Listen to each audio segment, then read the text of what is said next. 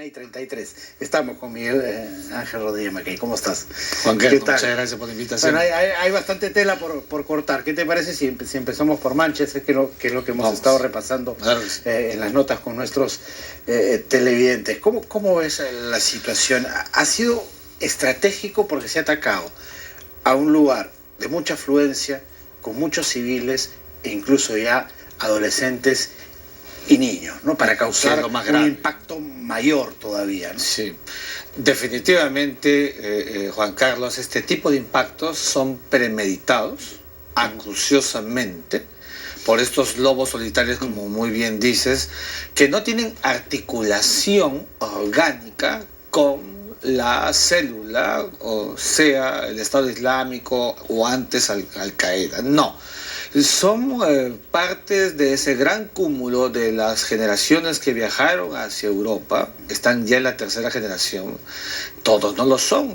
Los terroristas islámicos no llegan ni al 1%, pero el eco de lo que produce genera pues un pánico colectivo extraordinario. Entonces nos encontramos aquí ante una situación donde tiene que haber dos niveles de actuación. La primera, la inmediata, que es de carácter de inteligencia, policial, para neutralizar a una situación como esta. Repito, es un lobo solitario, desarticulado, pero que lo hace en esa visión fanática, y entonces va lo segundo. Es muy importante que ya se establezca un trabajo de cuota con los países islámicos, donde hay universidades, donde se enseña el Islam, porque hay niveles, pues, Juan Carlos. Hay los fundamentalistas. Los fundamentalistas no son terroristas. Yo he conocido, cuando era decano de una facultad de Derecho, pues venían algunos imanes a la facultad que tenían visiones bastante radicales, pero que no eran terroristas. Pero del fundamentalismo hay un paso, sí.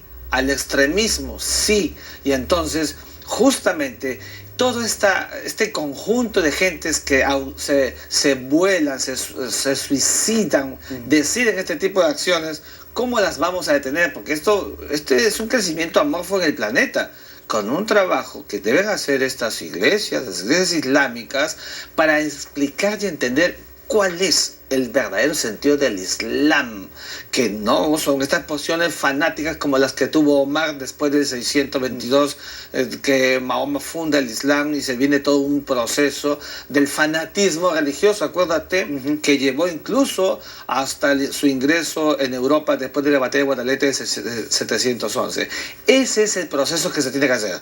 Militarizado policíaco, sí, de seguridad e inteligencia, y en segundo lugar, un trabajo de fondo, porque si no se hace un trabajo de fondo, esto va a continuar y mucho más. Claro, y además es un círculo vicioso, ¿verdad? Porque estas acciones violentas en Europa generan una reacción violenta, que es la que esperan además los fanáticos religiosos, para tener excusas para volver a una arremetida, y es un círculo que nunca se cierra, ¿no es cierto? Tú dices bien, Juan Carlos, porque justamente es lo que le pasa a Siria. Mira, nada mejor para el Estado Islámico que un país como Siria, desarticulado, amorfo, fallido, con una guerra interna, con una guerra civil que tiene 6 años, para poder operar. Ellos operan a sus anchas donde hay desorden, donde hay caos, y por eso lo recrean y van a Europa, que traslada un eco extraordinario. No es lo mismo, y todas las vidas humanas son iguales, pero no es lo mismo en términos de ciencia política y de connotación de un acto terrorista,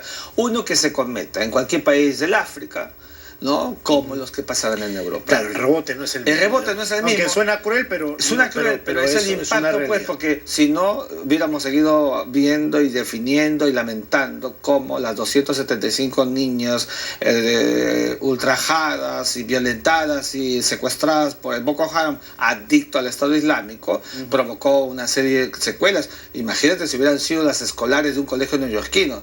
Las dinámicas son distintas, y por eso es que ellos operan en Francia, en Inglaterra, en Londres, en Manchester, buscan espacios donde se produce un eco social internacional que nos lleva a la conclusión: en estos momentos, como conversamos en el entretiempo, no existe espacio del planeta que pueda decirse que es un espacio seguro. Todos son, a esas alturas de la sociedad, han logrado ese objetivo. Han logrado, y somos una sociedad internacional generalizada. Vulnerable. Somos una sociedad internacional vulnerable. Y eso tiene que detenerse. ¿Cómo se pone el coto? Trabajo detenido, inversión. La ONU tiene que ponerle la cuota que corresponde. Para eso fue creada en el año 45 para el mantenimiento de la paz, no solamente de las guerras y de los conflictos como otras pensiones convencionales entre estados. Ahora es el conflicto de la sociedad internacional civilizada frente a los actos no convencionales, o sea, el terrorismo internacional. El lunes fue en Manchester, hoy ha sido en Yakarta, hasta el momento una persona muerta y no se sabe cuántos heridos. ¿Crees que esto es parte de una escalada? Porque ellos lo dijeron, esto es el comienzo de una escalada contra el mundo católico, el mundo occidental. Yo creo que sí, porque cuando a un fanático se le introduce en la idea de que al hacerlo, al suicidarse, al autodecidir sobre su vida, alcanzará un espacio, un rédito para esa vida eterna de felicidad. Imagínate cuántos operan de esa manera, no conocen ni tienen ninguna vinculación con el Estado Islámico, pero bien que mantienen relaciones a partir de esa visión distorsionada y deformada. A mí, la verdad que me preocupa muchísimo. Yo creo que a la luz de lo que ha habido últimamente, por ejemplo en Afganistán, cuando Estados Unidos ha bombardeado a los espacios, las cloacas del Estado Islámico, seguramente habrá algún otro atentado de dimensiones mayúsculas. No queremos ser alarmistas, somos teóricos para suponer, para pensar prospectivamente con cientificidad, pero está claro que el terrorismo viene marcando la pauta de la agenda internacional de un planeta que debía estar en otro estadio de su sociedad internacional, pero que tiene que enfrentarlo y evidentemente produce las crisis que estamos viendo. Por eso el presidente Donald Trump se ha ido hasta Arabia Saudí, estableció un nexo con su aliado estratégico para que se puedan poner las cuotas de cómo paliar, minimizar, neutralizar y hasta si se quiere erradicar al terrorismo internacional. Bueno, esperemos que esto no lleve a una escalada de violencia mayor. Es lo que queremos. Otro tema interesante para tratar, aprovechando tu presencia, es el de Venezuela. Se acaba de anunciar ya que el tema constituyente empieza a acelerar y va a dejar en offside, fuera de juego, a la asamblea actual. La va a reemplazar y por una elección no universal, ¿no? Sino una elección a dedo bastante criticable. Lo último que dices es fundamental, Juan Carlos. Las asambleas constituyentes, la naturaleza jurídico-política de ellas es que devienen de un proceso del sufragio universal. Solo así son legítimas. Cualquier otro proceso no tiene absolutamente ningún relacionamiento con el derecho y por tanto son debilitadas y lo que hagan hacia adelante no tendrá ningún apoyo nunca jamás. Lo que está haciendo el señor Maduro, en otras palabras, es afianzar, recrear más todavía una bomba de tiempo en el país. Las calles están haciendo lo suyo hace 7 semanas. La comunidad internacional también hace lo propio. Y entonces lo que está haciendo Maduro es buscar un espacio para que se produzca realmente esa eclosión que le puede pasar a Venezuela con mucho más muertes, de las cuales él será el imputable objetivo en su momento por la responsabilidad manifiesta de un jefe de Estado inepto, incapaz, que no sabe dirigir esa bomba de tiempo. ¿Se desactiva desde fuera o desde dentro de Mira, Venezuela? sigo convencido que desde adentro tendrá que producirse.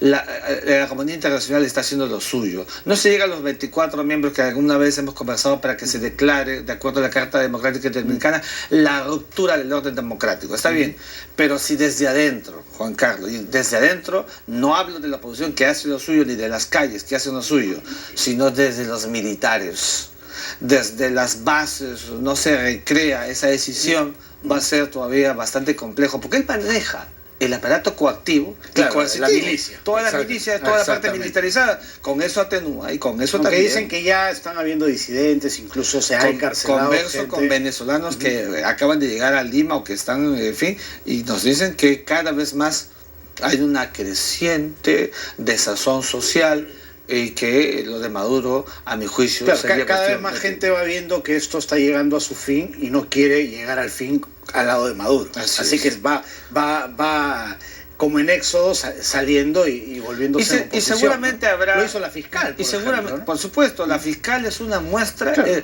era chavista hasta la última gota de sangre y ahora... Es sintomático de la desazón que en el aparato gubernamental comienza a aflorar. Empieza ese principio de sálvese pero quien pueda, claro, ¿verdad? Y además, seguramente tendrá que haber una cuota violenta. Nadie la quiere. Pero la ciencia política a la que hay que recurrir para entender la dinámica del poder nos dice que cuando se quiere producir un punto de quiebre con un statu quo permanente, forjado como la gendarmería de Nicolás Maduro, pues seguramente puede haber algunos niveles de violencia. ¿Y cuál es el papel que está jugando Estados Unidos? ¿No sientes tú que juega como que a doble cachete, doble rasero? Por un lado, sanciona jueces, critica el sistema democrático que se rompe, pero por el otro lado hace negocios con Venezuela, le compra dinero, le compra petróleo, le recibe su dinero de la deuda externa, o sea, está como que jugando a tú y yo, ¿no? Pero lo que pasa, Juan Carlos, es que Estados Unidos sabe que cuando se tiene mucho poder y se actúa directamente puede ser escandaloso. Y entonces Estados Unidos deja que los fueros internos en Venezuela actúen en la dimensión que pueda. No puede haber una acción directa de Estados Unidos, no la va a hacer. Los tiempos han cambiado, no es como ingresar en Panamá y sacar a Noriega en el año 1986. Ni como avalar con armas a los contras, ¿no? Así es. O incluso, mira, para Gaddafi, si con Saddam Hussein ingresó directamente, lo encontró y luego una corte chiita decidió el final de Saddam Hussein y se dio cuenta del impacto que yo tenía. Con Gaddafi ya no hizo lo mismo, que sea a través de la OTAN. ¿Te das cuenta? O sea, Estados Unidos sabe cuándo, cómo y dónde se puede actuar de manera directa. Mientras todo el proceso está en esta fase, a mi juicio, de bastante desgaste, con violencia estructural, Estados Unidos actuará a discreción, manteniendo lo que le corresponde, porque es el hegemón del planeta. Con un dedo puede cambiar la historia. Eso es lo cierto. Pero tendrá que dejar que se produzcan estos procesos internos. Ya las fisuras que estamos viendo son la primera alícuota que nos van a indicar que Maduro podría en cualquier momento, por un revés interno, caer. Y el tema constituyente no hace que Maduro se ponga aún más en evidencia. Puede ser su talón de Aquiles. Yo creo que sí, por eso te decía de la bomba de tiempo. Es una asamblea. No existen las asambleas constituyentes a dedocracia. Con gentes, las asambleas, además, Juan Carlos, ¿cuál es el objeto de una asamblea? Promover y sancionar una constitución política. ¿Cómo una constitución política va a ser dada por un grupo de gentes a la receta del gobernante? Eso no existe en ninguna parte, por tanto, esa constitución tendrá que ir al destino de las dictaduras, que es el tacho. Gracias. Pasemos al tema Toledo. ¿Cómo lee lo hecho ayer por Alejandro Toledo? Es como una sacadura de lengua, ¿no? Sí. Yo creo que el expresidente Alejandro Toledo, él lo que tiene que hacer es venir al Perú. Tiene que venir al Perú para que enfrente la justicia. El que nada debe, nada teme, nada debe, que venga y que afronte un proceso jurisdiccional, judicial, y que en el Perú se produzcan las garantías del debido proceso y listo. Es la forma como se enfrenta la sanidad del derecho. Nadie puede ultrajar al derecho. El derecho es la manifestación máxima del orden social establecido. Y entonces, presidentes, no presidentes, ciudadanos cualquiera, todos deben de ponerse en un nivel de allanamiento con el derecho, y creo que es lo que corresponde al presidente. ¿No crees que está jugando justamente a eso, a ponerse en el plano de un perseguido político, de que no hay garantías legales en el Perú para un juzgamiento justo? Si lo hiciera de esa manera, a la luz de la imputación objetiva que ya se ha listado desde Lima, no le va a convenir. Entonces yo creo que él más bien debería sopesar la tesis de que al listado un proceso como existe, decidir voluntariamente, que sería lo más elevado para, sobre todo, un ex jefe de Estado, y afrontar como corresponde a la jurisdicción de la justicia peruana. El problema es que este proceso no es corto, es un proceso largo que tiene dos instancias, y además, entonces también, y acá uno se empieza a impacientar un poco, ¿no? Entonces también desde el Perú el proceso mismo para que se pueda contar con el expresidente en el Perú, que es el fenómeno de la extradición, que es una figura penal del derecho internacional, pues tiene que cumplir los correlatos que debe hacerse para que se allane un proceso. El asunto es que como Estados Unidos es otro Estado, claro, recuerda que la extradición... Donde ni siquiera interviene Interpol. Así es, no interviene Interpol. Y la extradición como figura, como institución del derecho penal internacional, no es un derecho del Perú, sino es un derecho del Estado receptor donde se encuentra el reo o presunto reo. De manera que estamos en manos de Estados Unidos, en otras palabras. Por eso es que para que se aliste la credibilidad manifiesta desde Estados Unidos, es que se debe contar con una estrategia eminentemente jurídica que así lo haga. De otra manera, todo en el derecho son estrategias.